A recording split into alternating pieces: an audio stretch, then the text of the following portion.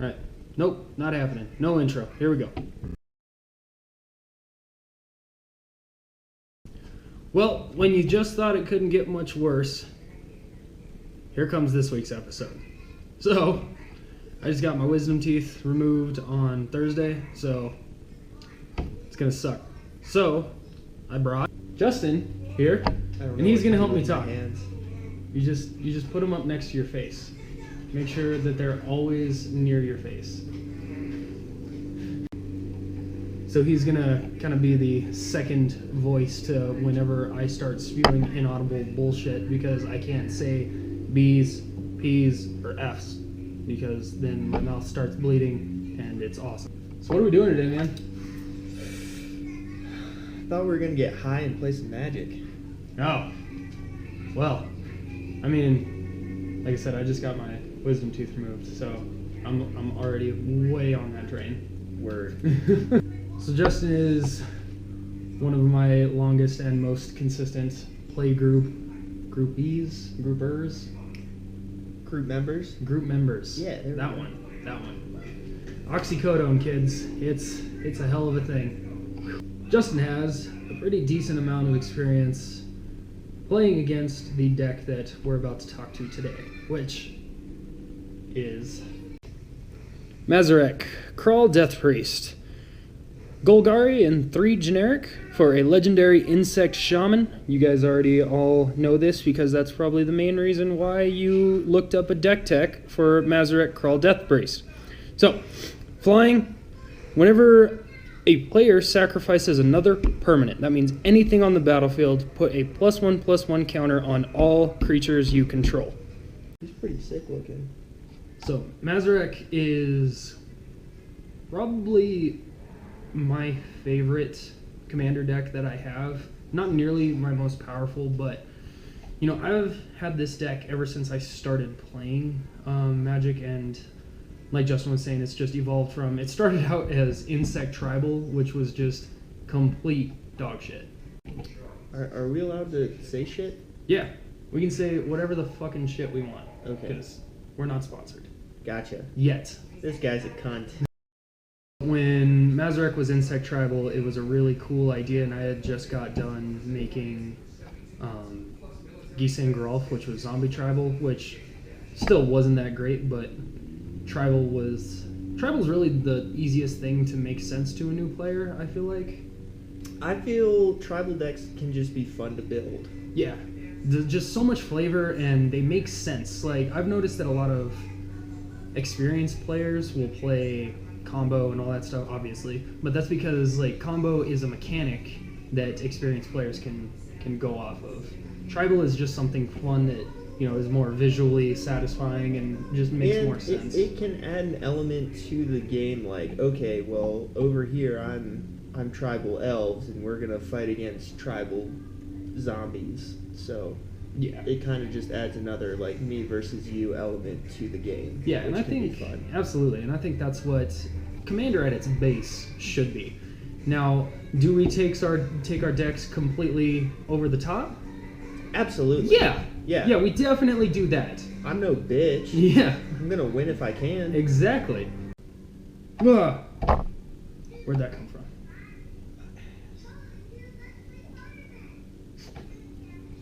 Like I said, I don't care. You know that I just friggin' reached back and grabbed it and put it here and then started the video over again. Fuck you. You know. I'm not gonna pretend, like, I'm not just gonna seamlessly edit it in. Alright, so I'm a bit of a gear slut, so I like to have all my stuff blinged out. So, got Mr. Mazirek right here. All of my decks are in the, can I say Ultra Pro? You know, I'm just gonna say Ultra Pro. Ultra Pro, Satin Towers, they are my favorite deck box. So maybe one day if I do get sponsored, hey Ultra Pro, dig your deck boxes. I don't use your sleeves though, because Dragon Shield are better. Each deck has its own D20 and D6, especially this one because this one needs a lot of counters. I have many times dumped out every single one of these D6 and had them on the board. Got your Dragon's Shield. I think these are the Green Apple. Green Apple, yeah. The way that this Mazirek deck is built in my personal opinion, is probably one of the best ways that you can build Mazirek because it has options. And what I've learned with Mazirek from the 4 years that I have played this specific deck is that you need options, especially since this deck is so heavily dependent on your commander. And so, what Mazirek wants to do is wants to get stuff to sacrifice, make all your stuff bigger, and make everyone not be allowed to have stuff, basically. So we run a lot of dictate effects, a plethora of sacrificing outlets.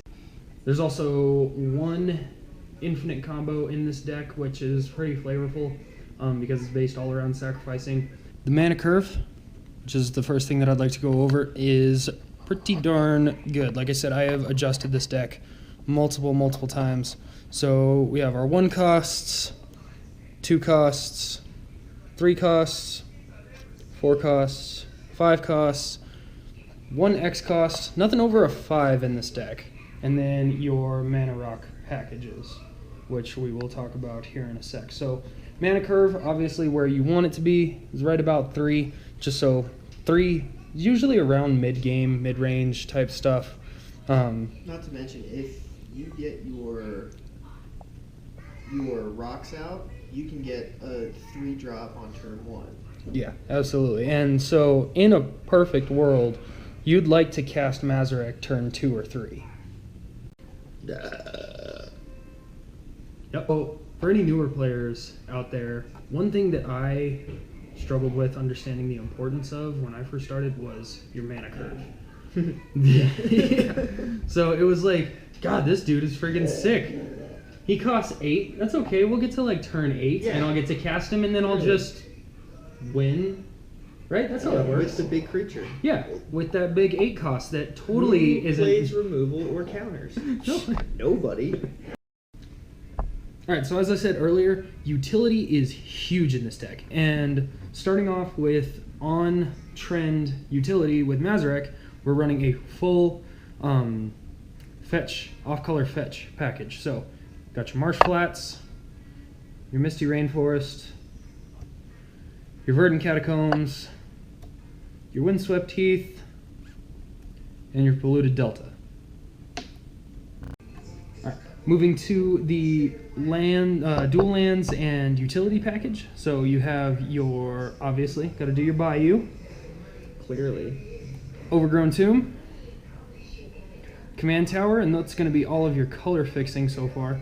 So then we're going to move into a Cabal Coffers, and an Urborg Tomb of Yawgmoth just for that good black mana.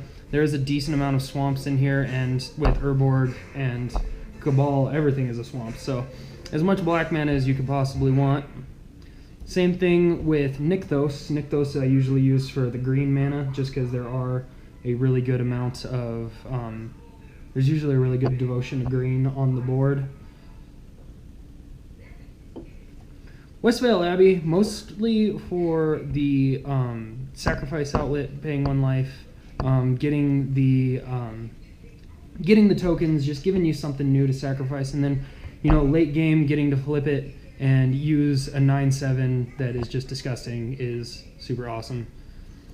Lake of the Dead, I really don't use Lake of the Dead in a lot of my decks that have black, but this one, especially just sacrificing a swamp and then using some of my other utility to bring lands back from the graveyard, this is super helpful. And especially late game, I usually have lands to spare. And so, Lake of the Dead... little burst. Yeah, Lake of the Dead is a good little jump every once in a while. Crypt of Agadeen, just because adding mana to your mana pool equal to the number of creature cards. This deck does have a decent amount of graveyard recursion, so things do go in and out of the graveyard, so just getting a pop for a little bit extra. You got your Grim Backwoods again as, you know, a good sack outlet in the pinch. Got your High Market, maybe a little bit of life gain if you need it. Basically, the biggest thing again is a sack outlet on a land that most people can't deal with. Same thing with Phyrexian Tower. Phyrexian Tower is an awesome land in this deck.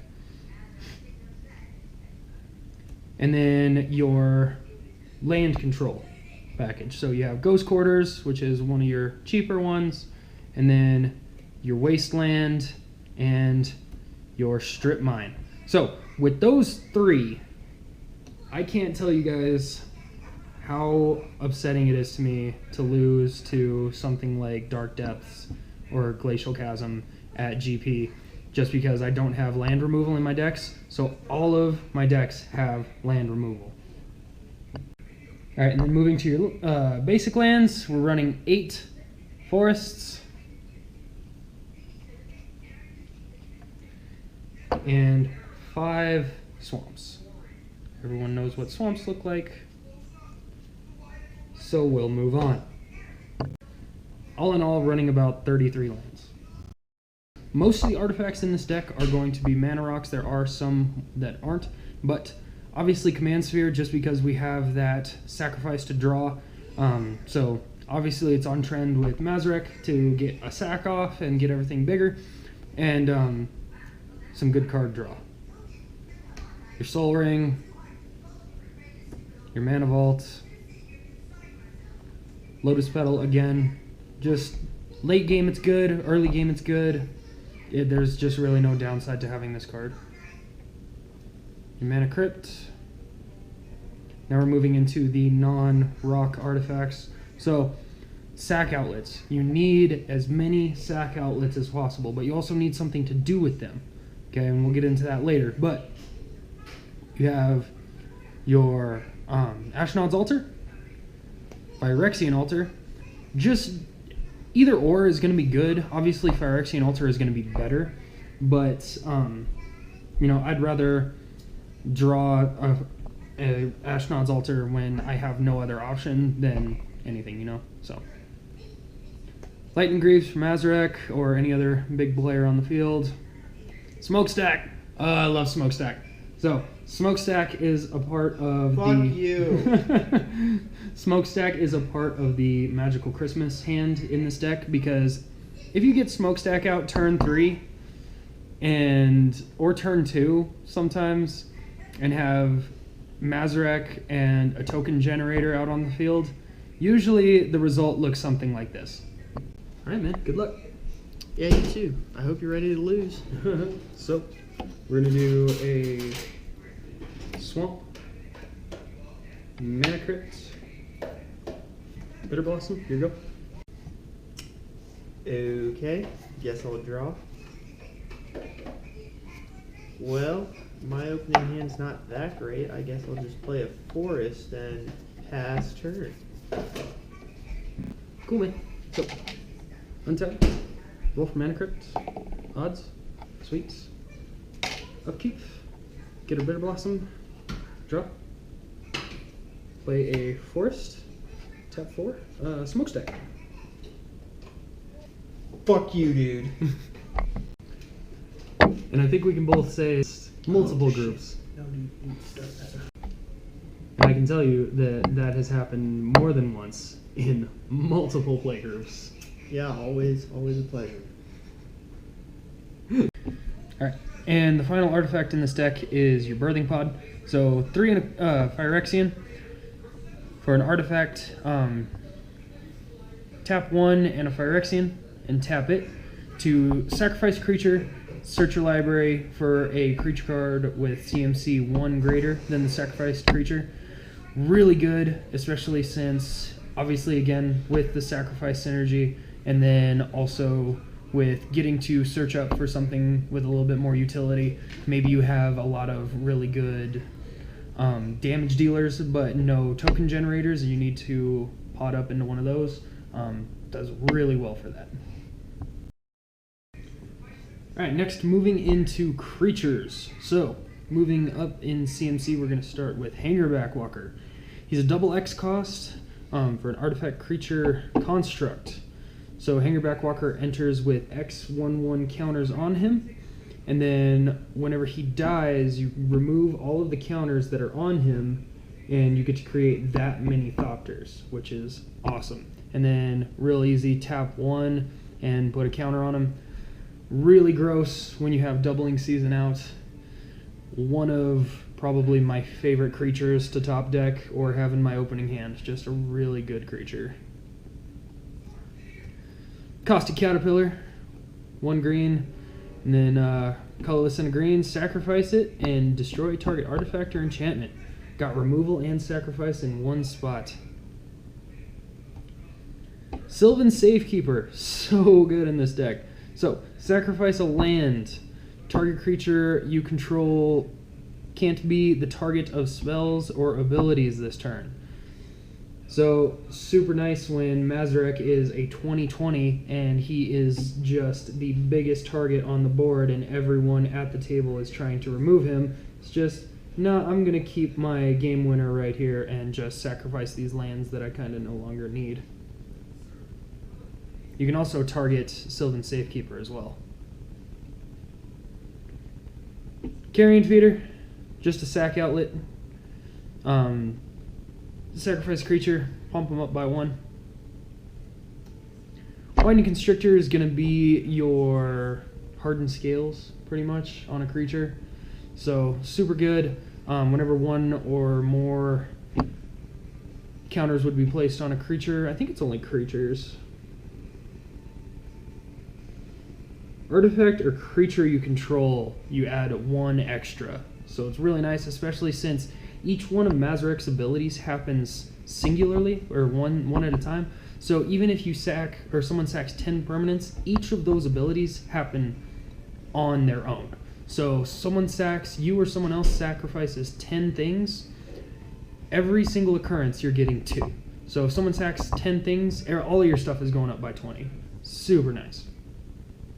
You got your Blood Artist, which is a part of a good non-combat damage combo win con in this deck. So whenever any creature dies, target opponent loses 1 and you gain 1. I believe it's target opponent. Yep, target player. Yeah, target player. You got your E-Wit, because E-Wit, recursion is something that is very, very important in this deck to have. And so I think in the first version of Mazirek, it had no graveyard recursion except for Marin, I think. Yeah. And so it was like everything was a one-time use. So Eternal Witness, huge part in this deck. Graveyard recursion is just super important for Golgari in general. The Absolutely. more you can reuse stuff, the better. Yeah, the second I realized that, this deck just jumped to a whole nother level. Yavimaya Elder, just to for a little bit of ramp, and synergizes with sacrificing. So whenever Yavimaya Elder is put into a graveyard, you get to search your library for 2 lands. One goes, I think they both go into your hand. Yep, put them both into your hand, and then pay 2 to sacrifice him and draw, and then you still get the same ability, so you get that sack. So, I'd say he's a little bit, in my opinion, a little bit better version of Sad Robot for this specific deck. Yeah. Yeah, just because of the card draw and the sack synergy, super good. All right, this is going to be part of our infinite combo, and I will showcase the infinite combo by itself at the end. But Rotlung Reanimator. So 3 cost for Rotlung Reanimator. He's a creature, zombie cleric. So whenever Rotlung Reanimator or another cleric dies, put a 2/2 black zombie into play. Alright? Everybody keep that in your head. We'll revisit it later. Devouring Swarm, just like Carrion Feeder, another sack outlet. Ramunap Excavator, get those lands back from the graveyard. Someone keeps messing with you, or if someone has a really disgusting mana base, start pulling that Wasteland or that Strip Mine back from the graveyard and really just start getting rid of stuff. Really, really useful. Or do your fetches if you need to ramp as well. So, would highly recommend Ramunap Excavator. Rayan, Last of the Abzan. Love this card in this deck because, especially, again, if you have Doubling Season out, enters with 6 counters instead of 3. And also, whenever any creature dies with 1/1s, you get to move those 1/1s to another creature. So sacrifice some. Say you've had some Thopters out for a while, and those Thopters have accumulated some counters. Start sacrificing your Thopters. Move them over to something more useful. Move them over to Mazirek, something that's going to win you the game faster. You got Marin. As I said, Marin is... I've never tried to play Marin as the commander of this deck, but I think that the deck would still play pretty well with Marin as the commander. Yeah. There wouldn't be as much back and forth synergy with that, but because everything in this deck is based around sacrificing, but having her out on the battlefield and having other ways to bring her back, just having that good recursion aspect just makes this deck so much better. Corpse Jack Menace, the counter side of Doubling Season. So, 2 generic and a Golgari. If one or more 1/1 counters would be placed on a creature you control, twice that many is placed. So, I mean, not necessarily Doubling Season because it's not on anything, but being able to have that, again, you get 10 counters, it turns into 20. It's great to have. Poison Tipped Archer, another non-combat damage win con in this deck. Whenever a creature dies, deals 1 damage to each opponent. Also has Reach and Death Touch, which is really nice if someone has a Gross Flyer or anything like that. Nylea. So Nylea is really important as well in this deck. She doesn't actually show her face too much, just because really whenever I tutor or anything like that, she's not really real high on my priority list to search for. But the biggest reason is that trample effect. So she gives all your creatures trample. Not a lot of things in this deck give creatures trample. So that is one struggle that my version of this deck kind of faces, but out of all of the struggles that a deck could face, not having trample, I think, is pretty low on the issues levels. Yeah. Creekwood Liege pumps all black and green creatures up by 1. And then at the beginning of your upkeep, you get a worm, a 1/1 worm, but it'll be a black-green worm, so it'll enter as a 3/3. So token generation and making everything else stronger.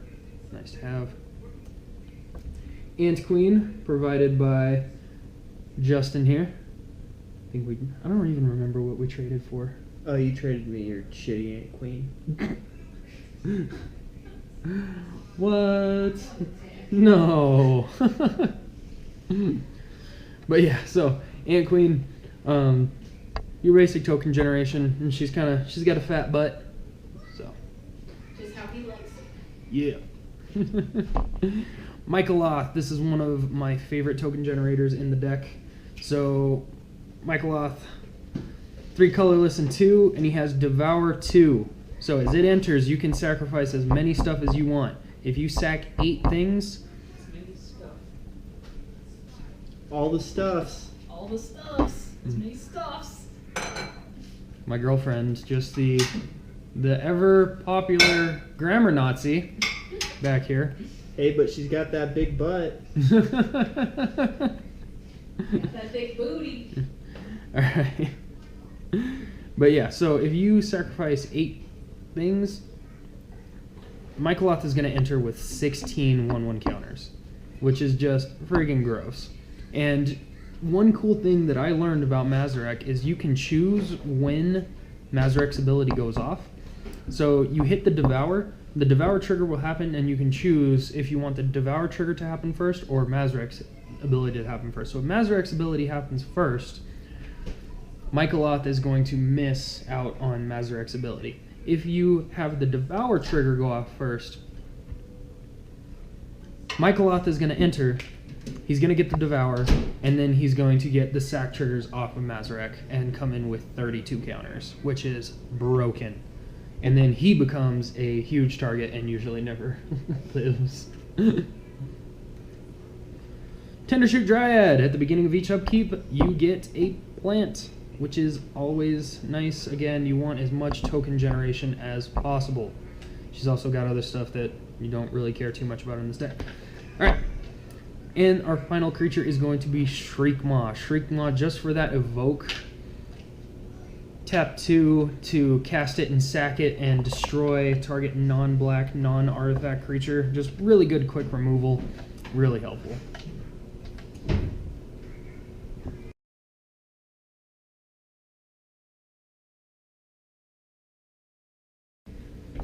Alright, moving on to enchantments. So, like I said, you want to just start getting things pumped up. Ow, goddamn. Oh, I hate P words. You want to get things just pumped up as quickly as possible. So, turn 1 Hardened Scales, always nice. So, 1 green, Hardened Scales, an enchantment. If 1 or more 1/1 counters would be placed on a creature. Yep, just creatures. And 1 be placed on a creature you control. That many plus 1. Nice to have. Got your Bitter Blossom. Really nice turn 1 or turn 2 token generator. So at the beginning of each upkeep, you get a 1/1 black flying fairy with flying, which is really nice. And you also lose 1 life. Song of Praelis is really cool. It's another, I believe this is another aspect for Trample. Yep. So, gives you time. These sagas are just so cool to have. This is probably my favorite one out of any of them. So, first and second turn, all of your creatures tap for mana. Any color. Yep, 1 mana of any color. And then on its third turn in, you put a 1/1 counter on everything permanently, and all of your creatures gain Vigilance, Trample, and Indestructible. So, gives you time to build stuff up, get a really good base going, and then you can just swing in really hard with Trample. So, really nice saga to have. Attrition, really good spot removal, unless you're playing a mono black deck or something like that. But 1 generic and 2 black.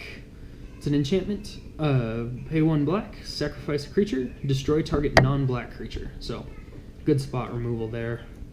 Phyrexian Arena, super nice to have. It's always any time you can add extra card draw, just always makes a deck so much better. So Phyrexian Arena in any black deck, I would say, is an auto include, personally.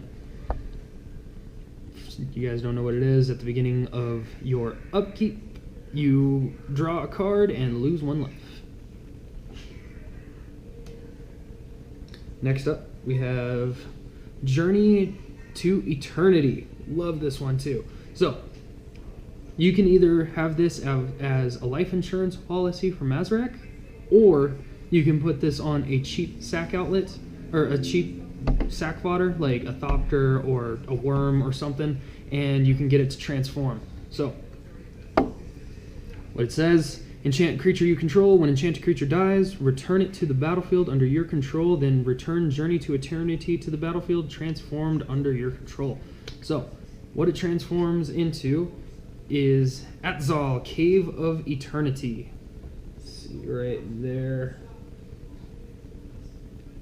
So, Atzal, biggest use for this one. 1, it taps for any color, which is nice. And then tap Golgari and 3 generic. Return target creature from the graveyard to the battlefield. So again, always getting that graveyard recursion any chance you get is really nice to have. More token generation here. We have Awakening Zone. So this one is really nice if you can get it out turn 1. Like you get a Mana Crypt and a Forest turn 1, and then start making Eldrazi Scoins. I know it's Scions, but I like to call them Scoins. I think Ben is probably watching this. They're Scoins, Ben. They're Scoins. You can sacrifice them and generate 1 colorless mana. Alright, now this is where your board lock comes from, is from this guy in Dictate of Erebos. So, Grave Pact, 1 and 3, 1 generic and 3 black for an enchantment. Whenever a creature you control dies, each opponent sacrifices a creature. So, normally that's disgusting. But it is just atrocious in this deck because not only is everyone losing permanence, but you're also getting buffs to all of your creatures. So, Grave Pact, Death Reap Ritual, some more card draw here, because usually you're going to try to make something die on every single person's turn. So, at the beginning of each end step, if something died this turn, you may draw a card. So, getting in that extra card draw. Greater good. Sacrifice a creature. Draw cards equal to that creature's power, and then discard 3, I believe. Yep, discard 3.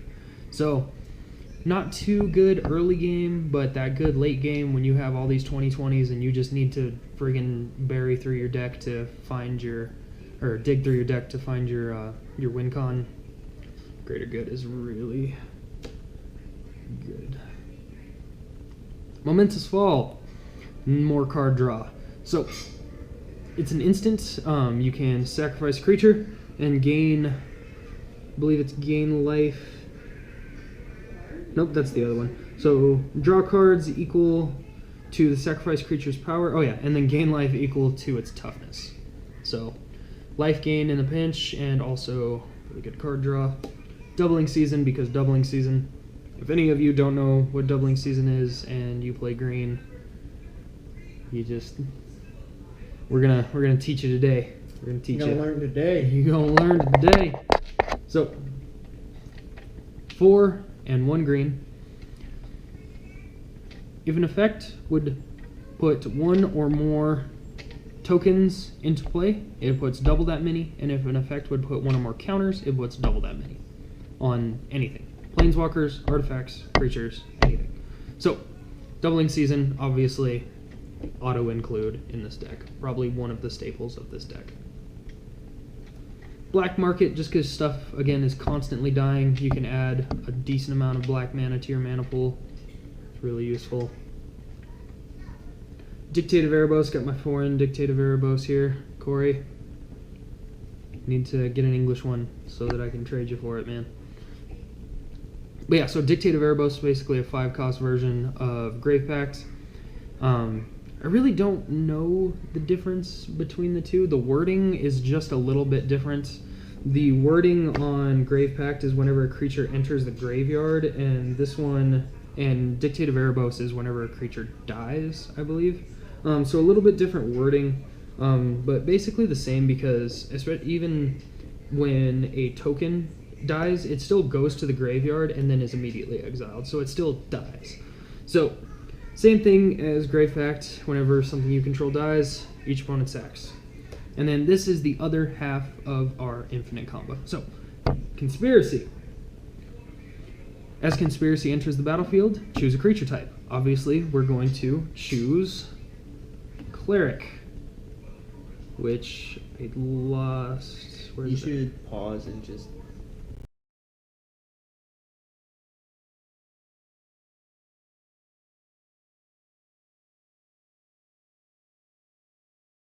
Alright, last moving to the instants and sorceries, okay? So, we got Inspiring Call, which is an instant. Draw a card for each creature with a 1/1 counter on it. Scape Shift. Scape Shift is usually a decent card in most decks. It's not huge or a game changer or anything like that, but just because it's a sacrifice in this deck is just fucking gross. So sacrifice any number of lands, search your library for that many lands. So not only, and they all intertapped though, which is still fine, but you have 10 lands on the battlefield, all your stuff is getting pumped up by 10, and you can even find more utility lands, you can get whatever it is you need. So Scape Shift in this deck, super good. Diabolic Intent. That is Demonic Tutor with the cost of sacrificing a creature.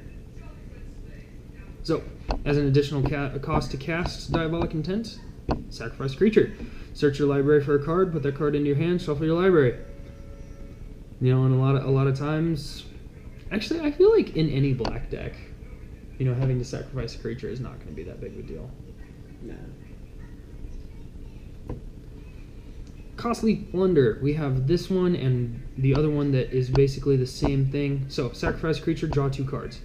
It's a common, it's also an instant. And like I said, in most decks, I don't really see this being that good of a card, but in this deck, it just plays really well, especially if you have things to throw at it. Like, heck yeah, get some extra card draw.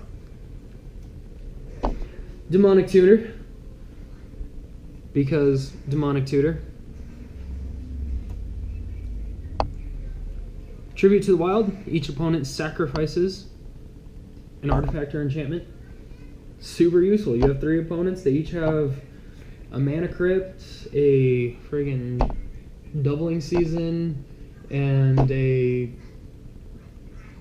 Paradox Engine out. You know, you get to get rid of 3 disgusting things and also get that good sack trigger for Mazirek. Assassin's Trophy, because Assassin's Trophy getting into some removal here. Life's Legacy, so this is the one that I was mixing up with Momentous Fall earlier. So, as an additional cost to cast Life's Legacy, sacrifice creature. Draw cards equal to that creature's power.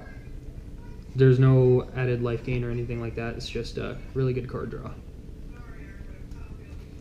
Altar's Reap, that's the one. So, it's basically Costly Plunder with a different name. Eliminate the Competition. This one is a blast to have. I will be honest though, out of any time that I think about stuff to take out of this deck for other things, Eliminate the Competition is usually on that list of things to take out, because it is super useful in theories and it has come through for me really well in a lot of situations, but there are also a lot of times where it's just kind of a dead card in your hand. So it's a 5 cost. And it's also only at sorcery speed, and so basically sacrifice X creatures and then destroy that many creatures.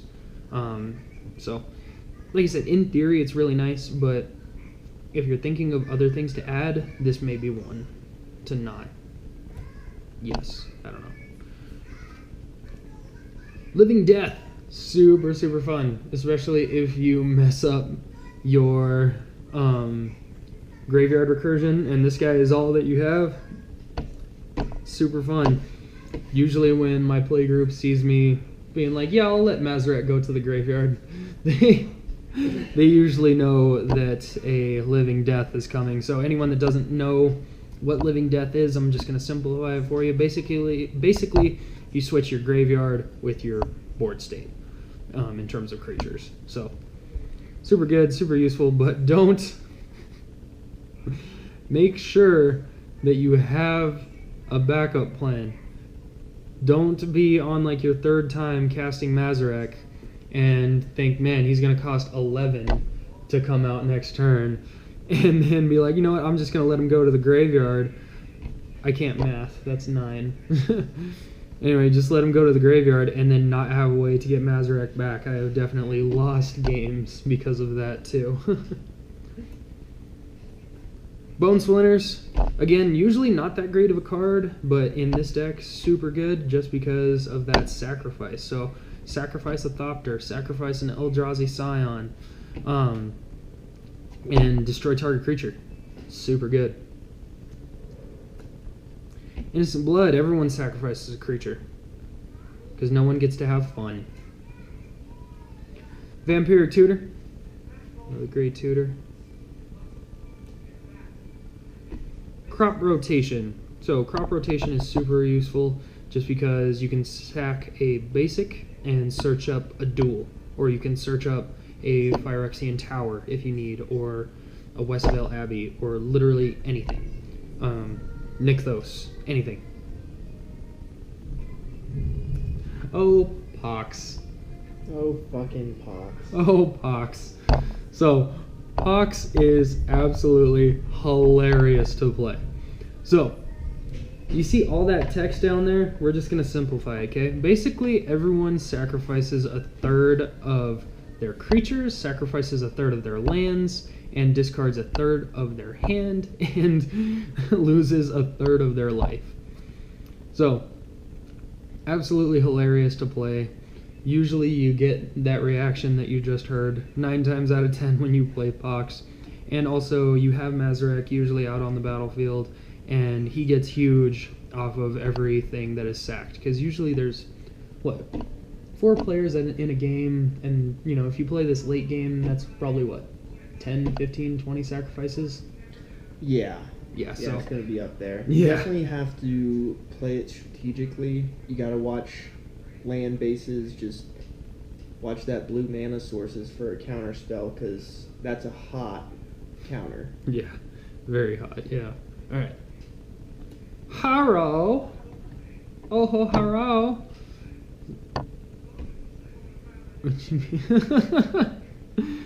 Oh man. All right, so Harrow, same thing. Cost 3, sack a land, search up 2 lands, and they come into the battlefield untapped. So you tap 3, sack 1 of the 3 lands that you just tapped, and you get 2 untapped mana on the battlefield, ready to go. Good old Harrow. Putrefy, because removal. Vona's Hunger, another one that is hilarious, especially if you're feuding with someone at the table. So, Vona's Hunger says, each opponent sacrifices a creature. If you have the city's blessing, each opponent sacrifices half of their creatures. So, when someone is playing their Riz deck, and I cast Vona's Hunger, and I have the City's Blessing. I think it's the City's Blessing that you need. Yep, City's Blessing. He's sacking upwards of 20 elves. And it's great. That's on a bad day. And then Victimize, sacrifice a creature, return 2 creatures from the graveyard. Super, super good. So, choosing Cleric, we are going to turn everything into a Cleric and making Rotlung Reanimator just the powerhouse of the board state at that time. So, what we do is we'll turn everything into a Cleric, sack something random, and then just make an infinite cycle of sacrifices. If you have your Blood Artist or your Poison Tip Archer out, that's an instant win for you. If you have to move to combat damage, obviously you'll have to swing, pump everything up to make it huge, and swing, and you'll probably want to use one of those trample makers or something like that. Or you can just swing with Mazirek in the air, which, I've noticed that flying sometimes isn't something that a lot of people have. Yeah. And so just having a flying commander that is a 10 billion can usually at least kill someone. You can at least get rid of one person. Yeah. So that's the deck. Like I said, it's super fun to play. There's a lot of different ways that you can go about playing it too. And, that was kind of one of the things behind the deck when I built it was, a lot of decks are one-trick ponies, and I tried to make this one have answers. I feel like that's the difference between winning a commander game and losing a commander game, is having answers to what is out there. Absolutely. We all enjoy just playing our side of the board and getting really big and strong, but there are some situations, like you mentioned earlier, if somebody throws down a Glacial Chasm, It's like cool, I'm just going to wait here to lose. As many creatures as you want, but it's really not going to do anything. Yeah, and so you're just going to sit there and wait for them to storm off, which is always a blast. Just waiting for your demise. But so with this deck, your win cons are going to be pretty basic. They're going to be swinging for face value, or that one infinite combo. Those are really going to be it, or just locking down the board until everyone scoops with that smokestack and tokens combo. Yeah. But this is not CEDH by any means. I would say that this is an optimized commander deck. It's not super competitive, but Mazirek himself is not a competitive commander. I don't really think there's much that you can put in. You have infinite combos in it, but honestly, CEDH comes down to who can pop and go infinite first, let's be real. And so that's why you'll see a lot of stack decks, you'll see a lot of storm decks, you'll see a lot of I'm going to lock the board down, turn 2 mud decks. But what Mazirek does is it does have late game combos for wrapping up that casual game that may have dragged on past the hour mark. Yeah. But aside from that, it's actually fun to play, which me personally, I'm not the biggest fan of playing a stacks deck or a combo deck. So yeah, Mazirek is going to be more you're playing with your buddies, and you're all pretty adept to knowing what is going to be happening in a game of Magic. It's definitely, if you take it to a bunch of people that have precons, you're going to wipe the floor with them, but you know, if you have a good play group, it definitely stands up against them. But so its major weaknesses are going to be things like Solemnity. Solemnity is a white enchantment that says can't gain counters of any type. Yeah, Opponents. artifacts, creatures, and I think lands. No, lands. Okay. Planeswalkers can still gain counters, but everything else can't, essentially. But yeah, Solemnity is just a big old stick in the ass for Love that Mazirek. one. So not much you can do if there's a Solemnity out. You just gotta try to get to some removal and get rid of it. Until then, you're kind of dead in the water. Yeah, board wipes are always going to be a friend if you're playing against it. Cyclonic Rift. Yep, Psych Rifts are brutal. Damnation. Any sort of board wipe, anything that gets the creatures off of the battlefield and gets the counters off of the creatures is just gonna make you start over, and it's slow going to start over too. So that's definitely something realistic to expect. Justin has a couple cards. Oh, another addition that I got just because of this deck is I added the Tajura Preserver, which makes it so your opponents can't make you sacrifice. So I believe there's an angel as well with that same text. Can't make okay. So anything like that. Another big weakness is if you can exile things before they hit the graveyard. That's going to be another big monkey wrench in the gears of Mazirek. Yeah, and also on that note, if someone can just keep hitting him with the fly swatter every single time he comes in, this deck is going to struggle immensely because Mazirek is a huge component to the win con. Yeah, which comes down to the fact that you do not run a lot of hexproof or shroud. Yeah, in this true. deck at all, and so because of that, he plans on Mazirek being big and beefy, but as quick as possible. Removal can definitely hurt when placed. Yeah, at the right moment. Yeah, so that's a good addition if someone wants to build it a little bit different of a style. Have that in mind because if you're gonna build it, like I said, this deck has options though, so there is ways around doing stuff. But if you're looking for a Mazirek build that is built purely on him, like if you want to go like Voltron or something with him, which would be interesting, but yeah, you would have to definitely put in some more hexproof and more shroud style stuff to keep him safe. Absolutely. And I think that's about the biggest weaknesses of it, yeah? Yeah. Whew, I feel like I've been here for 13 and a half hours. And so, yeah, if you guys are interested in the deck, I will have a link to the deck list on Tapped Out in the... I'm either going to put it in the comments. Like I said, I'm still learning, so I don't really know how to put it in the description or in the comments by those means. So, I'll figure it out, though.